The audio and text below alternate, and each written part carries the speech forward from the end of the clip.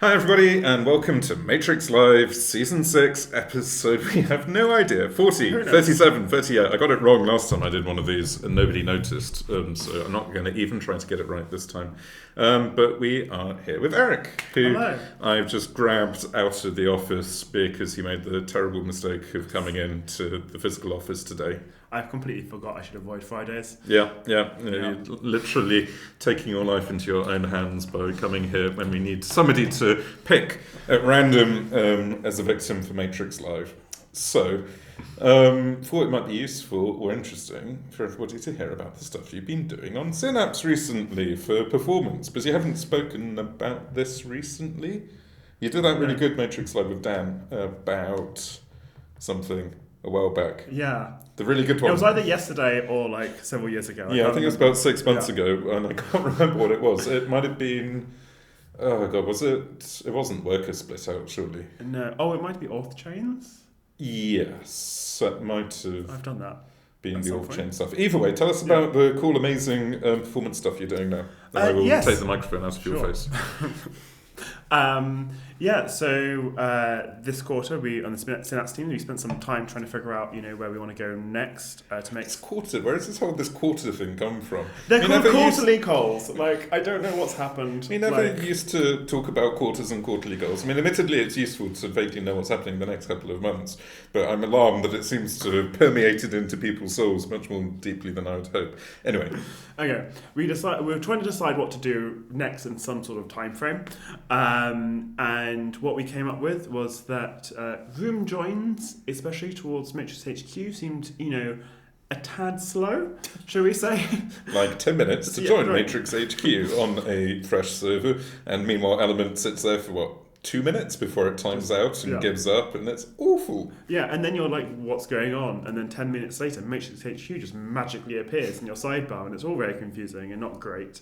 So we thought maybe we want to do something about that. That's what we decided a couple of weeks ago, 2 weeks ago. I've been mainly at the moment just trying to hunt down what on earth is going on.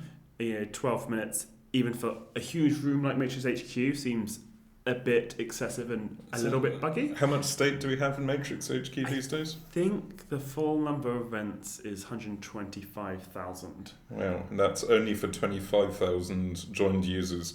So we've got all the churn of people who have been coming and going. And honestly, this generation of the room is only, 2 years old or something? Yeah, I think a lot of it came from, though, when we migrated from the free node to the Libera bridge. Yeah. So that suddenly huge quantities of state got duplicated effectively, which is not ideal, but that's where we are. And we should be able to handle that. I mean, it's a real use case. Mm-hmm. Part of the reason of choosing HQ is also that if we make HQ go fast, everything else will be incredibly snappy. Yep. So hopefully that will also just make using Matrix on a day-to-day basis better. So the slightly ridiculous goal, which I might have plucked slightly out of thin air, but honestly I think it's a great idea, is that it should be less than 1 second for somebody standing up a new server to be able to join MatrixHQ.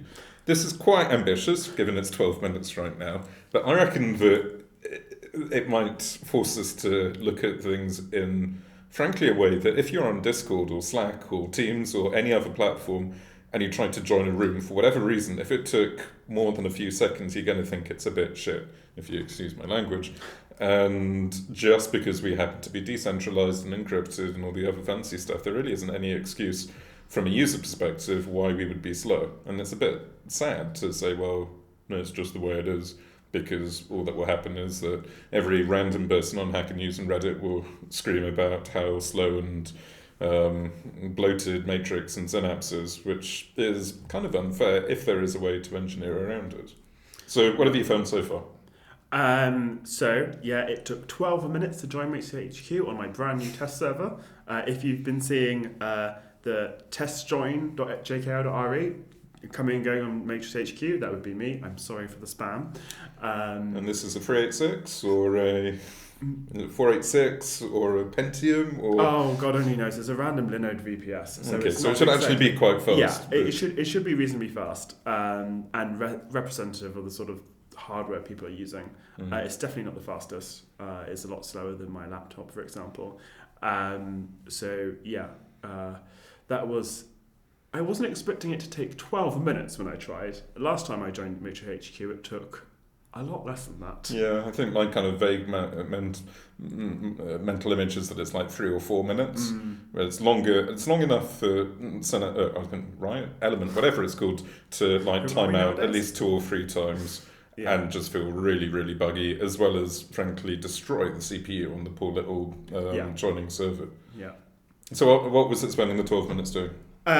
So it took a while hunting it down because we have this wonderful thing called Jaeger, which allows you to see on this cool sort of graph of where the process is taking or where that request is using the time.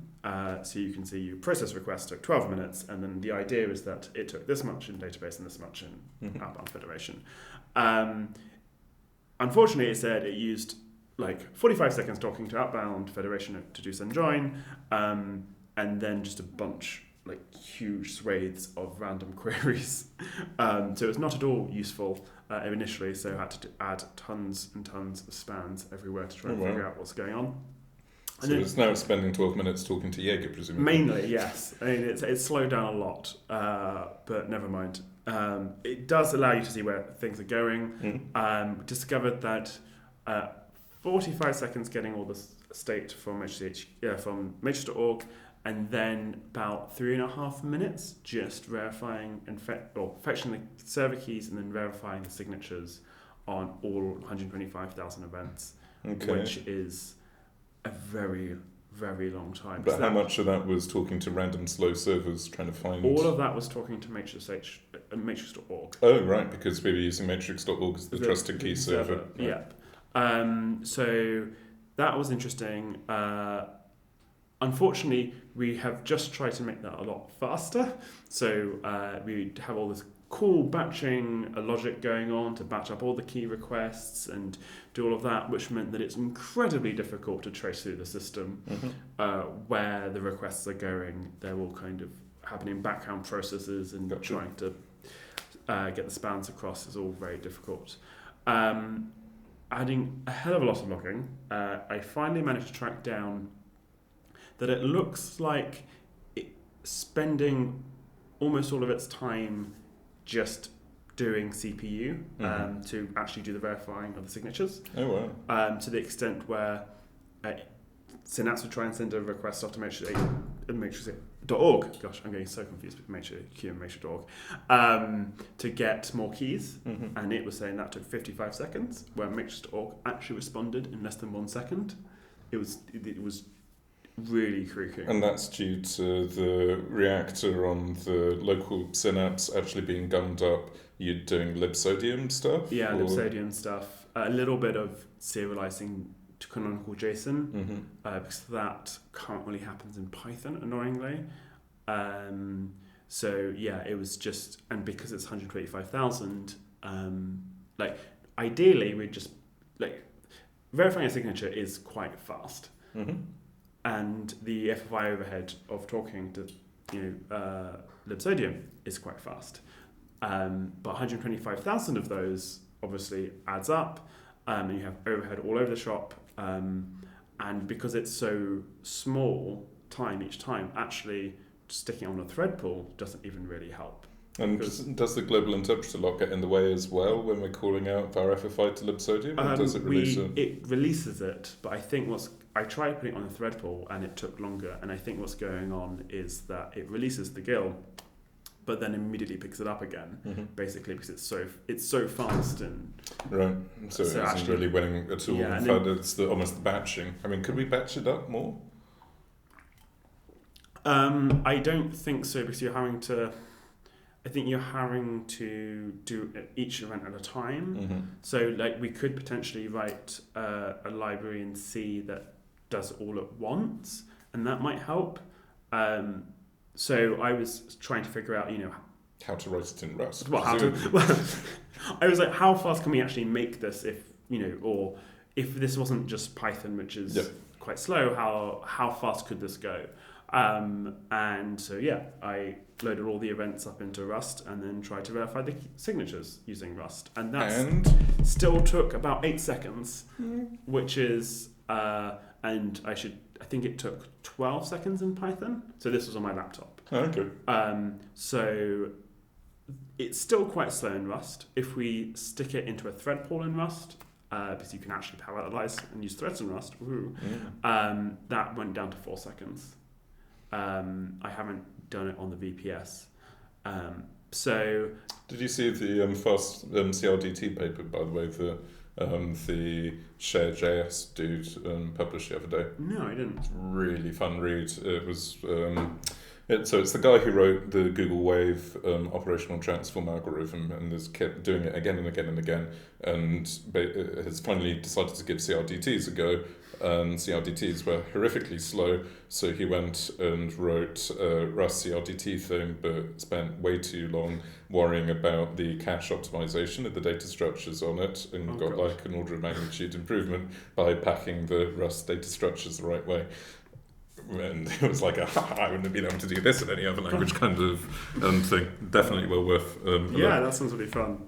And might honestly possibly help us on something like this if we were able to pack all of the signature or the stuff to be checked sufficiently tightly that it's all... Yeah, I mean, there's also fun in games. I was playing around back when I was trying to minimize the memory overhead of Synapse, of actually having the event objects written in Rust, and then you can just store the event JSON as a string, and you can actually just then most of the string properties on the event can just be fetched by having a sub-slice into that. So you're suddenly, instead of having a big object with all the overhead of dicts and hash maps and the rest of it, you just have the JSON, and you can pull out the JSON, and if you want to serialize it back into bytes, it's just get that, plonk it into the right place. It's just a memcopy, and things like that. So we absolutely could go down that path of really optimizing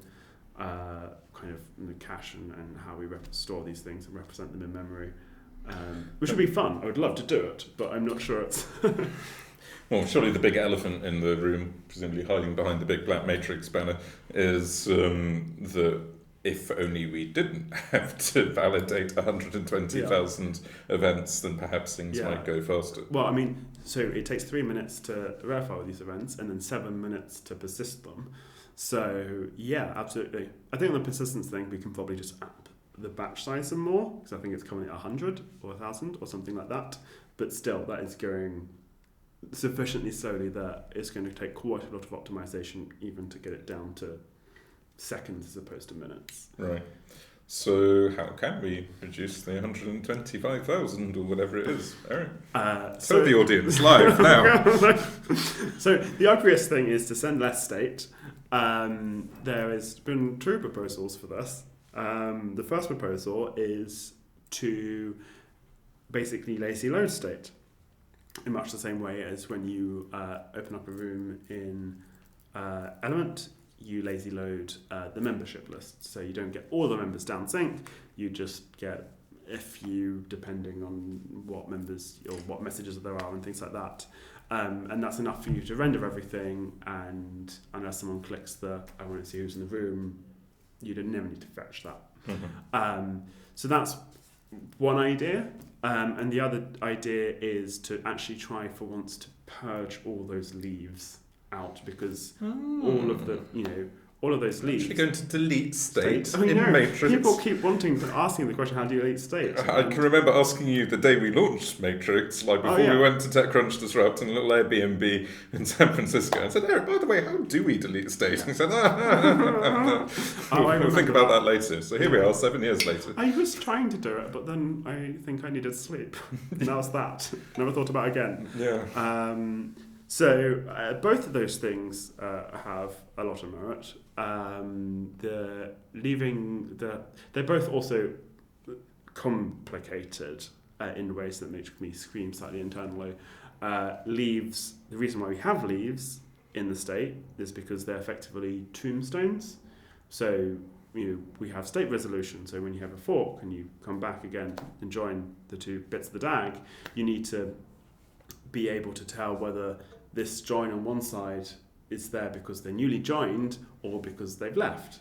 So you need to leave on the other side to make sure that state res gets the right thing. Otherwise, you try and leave the room, you keep coming back again, which is not ideal. That is a hard-ish problem to do on a very kind of theoretical level. So, I mean, it would be wonderful to do for a number of reasons, but it's, I think, theoretically hard unless I've missed papers recently. But there's probably stuff we can do. I mean, one facetious idea is just room upgrade every other day or something silly like that. Or an equivalent style epoching thing, which is less ridiculous. I mean, making room upgrades not suck. It would be very desirable. Yeah. It turns out that it's also hard. I mean, it also shifts responsibility to the clients, which might be great news for the Synapse team, but a huge pain in the ass for everybody else. I might get hate mail from the client,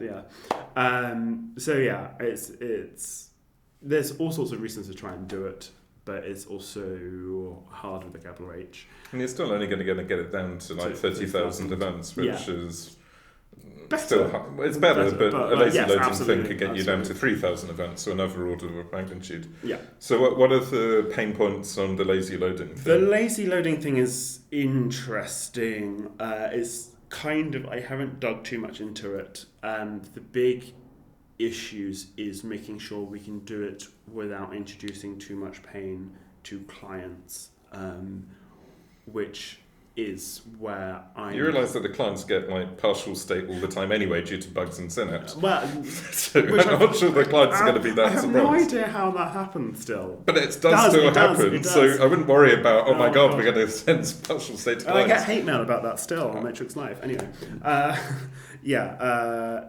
but I mean, that's kind of the thing of like, I'm very wary of making sure that what we do doesn't make those bugs even more common, or even make it so that clients have to deal with that, because it makes things so much more complicated.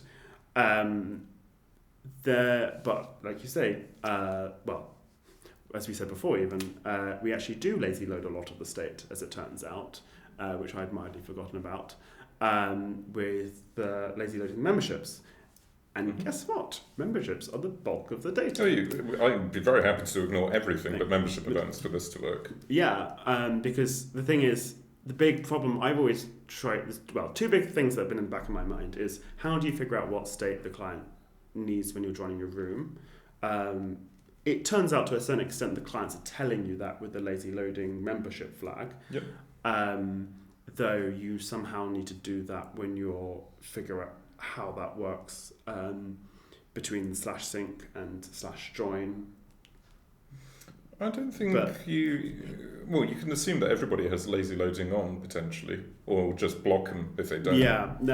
That's an option of just, there's going to have to be a lot of logic everywhere you interact with the room going block unless we're actually fully in the room kind of thing. Yeah. I think that's the only way this is work. Certainly handling the non-atomic state is going to be a bit of a pain, but relative to the lazy loading stuff, which was a pain to do for the synchrotrons. It's going to be interesting because it's going to all our tokens are going to be fun, I think, because you're somehow currently the way we do send events down /sync is we look at the stream ordering, which is just an auto-incrementing integer we add to new events, and if it's bigger then we send it down. And the way we currently do is if we see a join for a room, we go, there's a join, we've not been in it before, just send down all the state. Yeah. But now we have to be like, well, we wait, if it's not lazy loading, we have to not send it down until we are fully in the room, but how do we know, how does sync know we're fully in the room, and how do we know whether we send it down?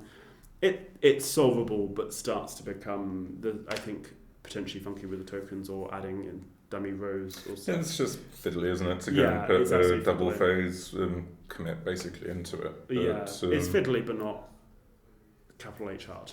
Yeah. And then basically it's a case of hopefully we won't have many rooms with huge amounts of state that's not membership events. So, just changing tack quickly, and I'm going to have to wrap in a few minutes because I've got to go and talk to people because that's all my job is.